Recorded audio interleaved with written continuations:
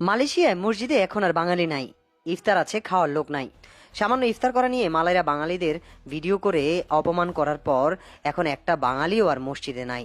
Hello, আপনাকে স্বাগতম আমাকে দেখতে এবং কি শুনতে ভিডিওটি ক্লিক করার জন্য। ভিডিও টাইটেল থাম্বনেল দেখে বুঝতে পারছেন আমি কোন বিষয় নিয়ে কথা বলবো। আম, মালয়েশিয়া রিসেন্ট ভিডিও ভাইরাল হয়েছে, এরকম অনেক ভিডিও ভাইরাল হয় অনেক সময়।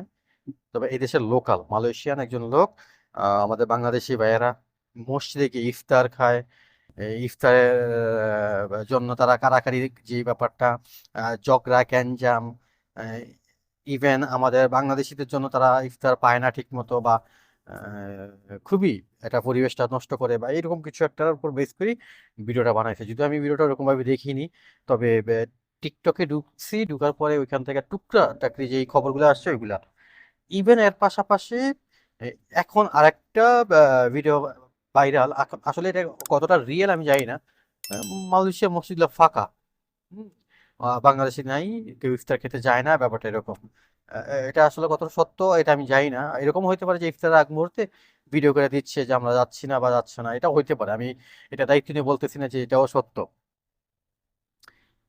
তো এই দুইটা বিষয়ের উপর আমি কথা বলতে চাই বা কথা বলবো।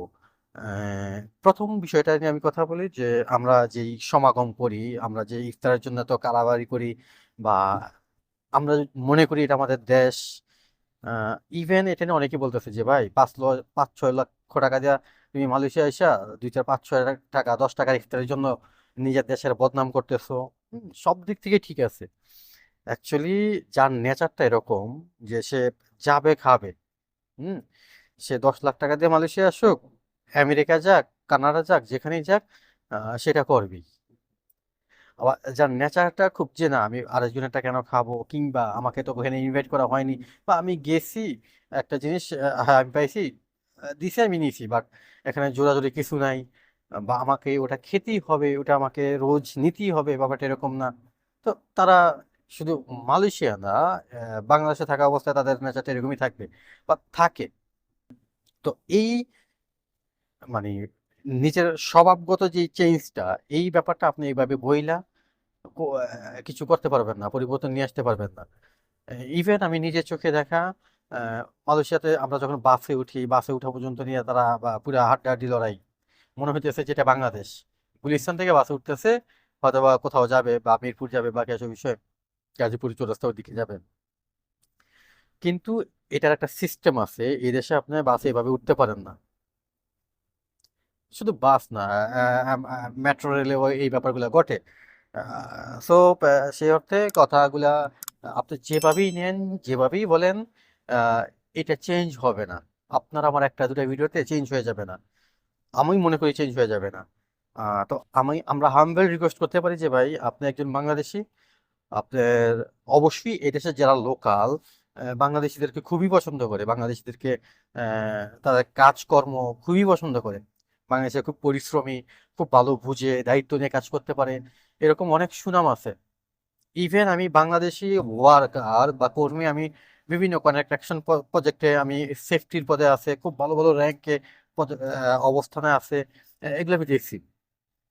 তার মানে বাংলাদেশিদের একটা অবস্থান বা বাংলাদেশিদের একটা মূল্যের জায়গা এখানে আছে, সেটা কাজের ক্ষেত্রে। তো এই এতটুকু আমরা নষ্ট না করি, আমরা যে যার জায়গা থেকে সম্ভব, হ্যাঁ আমরা এই জায়গাটাকে নষ্ট না করি। ইভেন আপনি একটু খেয়াল করবেন, আমরা যখন আমাদের ফ্ল্যাটে অ্যাপার্টমেন্টে আমরা উঠি, যদি আমাদের পাশে চীনা থাকে, মালয়েশিয়ান থাকে, বা অন্যান্য কান্ট্রি, তারা নাক ধরে রাখে আমাদেরকে দেখলে। তো এই বিষয়গুলো খুবই বাজে।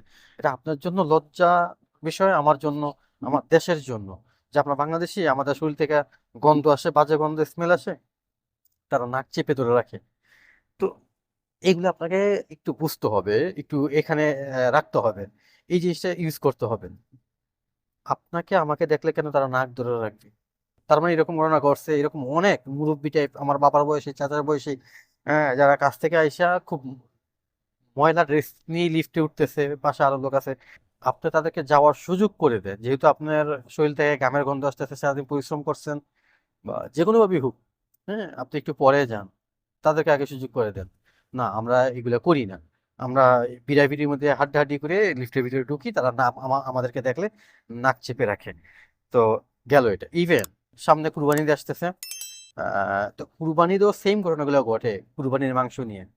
আমার নিজের চোখে দেখা, এই দেশে যারা লোকাল তারা লাকড়ি চিনেন, লাকড়ি তো চিনেন, লাকড়ি দিয়া হাতে নিচে বাইরা মানে বাড়ি দেওয়ার জন্য মাংস নিচ্ছে ওখানেও। কালাভিলি, কারাকারি, একবারের জায়গায় অনেকে 3 বার নিচ্ছে, 4 বার নিচ্ছে। তো এগুলো আমার নিজে, আমি নিজে দেখছি, ফেস করছি। তো এই জায়গাগুলো একটু ঠিক রাখেন আপনি। কুরবানির মাংস 1-2 কেজি, 2 কেজির মনে হয় না বেশি দেয়, আমার কাছে মনে হয় না। এই 1-2 কেজি মাংস নর্মালি আমরা প্রত্যেক রবিবারে খাই প্রবাসীরা। এটা তো মিথ্যা কথা না। যারা মালয়েশিয়াতে আছেন, যারা আমার ভিডিওটা দেখতেছেন, তারা জানেন। তো প্রত্যেক সপ্তাহে গরুর মাংস খাওয়া হয়, মুরগির মাংস খাওয়া হয়, মাছ খুব কমই খাওয়া হয়, শাকসবজি খুব কমই খাওয়া হয় এই দেশে। আমি যারা প্রবাসীরা আছে, যারা কনস্ট্রাকশন লাইনে কাজ করে, তাদেরকে উদ্দেশ্য করে বলতেছি। তো সেই অর্থে আপনার এই 2 কেজি 1 কেজি গরুর মাংসের জন্য এভাবে নিজের আহ, দেশ কিংবা জাতি বা নিজের বদনাম করা, আহ, এটা কতটা যৌক্তিক আপনার কাছে মনে হয়? তো এটাই, আমরা এগুলা না করি। আমরা আমাদের পরিচিতি বা আমরা জানান দিই আমরা বাংলাদেশি। আমরা ভদ্রতা বুঝি, আমরা সামাজিক আহ, দৃষ্টিকোণ থেকে আমরা সামাজিকতা বুঝি, আমরা পরিবেশ বুঝি, সবকিছুই সব দিক থেকে আমরা পারফেক্ট। আমরা কাজের ক্ষেত্রেও পারফেক্ট, আমরা চলার লাইফে। আমি আবারও এখানে আরেকটু কথা অ্যাড করি। এদেশে বাংলাদেশিরা খুবই শৌখিন। এদেশে বাংলাদেশিরা যেই ড্রেস পরে, যে ফোন ইউজ করে, মোটামুটি এদেশে যারা লোকাল তারা যেরকমটা চলার চেষ্টা করে, আমার কাছে মনে হয় যে এরকম অনেক বাংলাদেশি আছে। তারা প্রত্যেক বছর বছর ইয়ারলি ফোন চেঞ্জ করে, খুব স্মার্টলি চলাফেরা করে, অনেক আছে। তো এই অনেকের ভিতরে আবার কিছু ওই যে আগলি টাইপ মানুষও আছে। তো তাদের উদ্দেশ্যে ভিডিওটা বানানো। আর এই ব্যাপারটা শুধু তাদের উদ্দেশ্য নয়, যারা আপনার সামনে এরকম কিছু একটা করতেছে, আপনি তাদেরকে বুঝান, বলেন যে ভাই এটা কেন করতেছেন আপনি। যেমন রিসেন্ট কিছুদিন আগেই টিভিএস বাসের গ্যাসের উপর সবাই শুয়ে আছে, এই আছে সেই আছে, ব্যাগ নিয়ে, ফ্যান নিয়ে, তারপর লুঙ্গি পরে যায়। এগুলো আসলে একটু স্টপ, থামান। আপনি মালয়েশিয়া আসছেন, এখানের কালচার, এখানের অন্তত পরিবেশটা ফলো করেন, তাদের নিয়ম কানুন আপনার ফলো করার দরকার নেই। পারবেন না বা আমরা পারবো না ওইরকম ভাবে। বাট পরিবেশটা, তারা কিভাবে চলতেছে, তারা কি ভাবে থাকতেছে, তাদের ড্রেস আপ, তারা তাদের কথাবার্তা, তাদের ব্যবহার, সবকিছু এগুলো ফলো করেন। সো এতটুকুই। আর যেটা, যে এখন ইফতার করতে যাচ্ছে না কেউ, মসজিদে ফাঁকা, এই ভিডিওটা কতটা সত্য আমি জানি না। যদি সত্যি হয় থাকে, ওকে ফাইন, এটা একটা প্রতিবাদের ভাষা। আহ, এটা অবশ্যই এটা নিয়ে খুব গর্বের একটা বিষয়। ওকে ফাইন, তোরা আমাদের বাংলাদেশিদেরকে নিয়ে কটাক্ষ করে কথা বলছো, ভিডিও বানাইছস। আমরা উচ্ছৃঙ্খল, আমরা আম, ঝঞ্ঝাট বা কি আসলে যাই কিছু বলছস, গেলাম না তোদের ইফতার খাইতে। ইফতার সামনে নিয়ে বসে থাকা সোয়াব, ইফতার করানো সোয়াব। সবার নসিবে বা ভাগ্যে থাকে না কাউকে। আমার নসিবে নাই আমি কাউকে ইফতার করাবো। তো এটা সবার থাকে না ভাগ্যে, কাউকে রোজাদার ব্যক্তিকে ইফতার করানো। তো সেই অর্থে তোরা যেহেতু এটা নিয়ে, আমি একেবারেই বলতেছি না আমার দেশি ভাইদের কোনো দোষ নেই, দোষ অবশ্যই আছে, তারাও তাদের মতো করে ভিডিও বানাইছে। তো সেই অর্থে ওকে ফাইন, গেলাম না তোদের মসজিদে তোদের ইফতার করতে। এটা পর্যন্ত আমার মনে হয় ঠিক আছে। তো এরকমটা হওয়া উচিত বা করা উচিত। প্রতিবাদ, আমরা তো আসলে বাংলাদেশের মতো আন্দোলন মিছিল করে প্রতিবাদ করার সিস্টেম না এদেশে, নাই আসলে, করা উচিত না। না, এদেশে লোকিত করে না। তো সেই জায়গা থেকে আমরা তাদেরকে অন্তত, আমরা নামাজ পড়ে চলে আসব, আমাদের বাসায় ইফতার করব। আমরা যতটুকু না করলেই নয়, অতটুকুর মধ্যে থাকবো।